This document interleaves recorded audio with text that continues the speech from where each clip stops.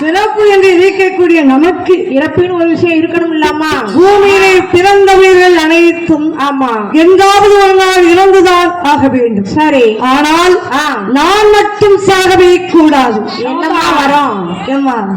நானா நீங்க எல்லாம் என்ன நினைக்க கூடாது? யார் நினைக்கணும்? அந்த மகிடாசுரன் நினைக்கின்றார். மகிடாசுரனை நினைக்க வேண்டும். சாகாமல் இருக்க வேண்டுமே. ஆனால் அதற்கு என்ன செய்ய வேண்டும்? என்ன செய்ய வேண்டும்?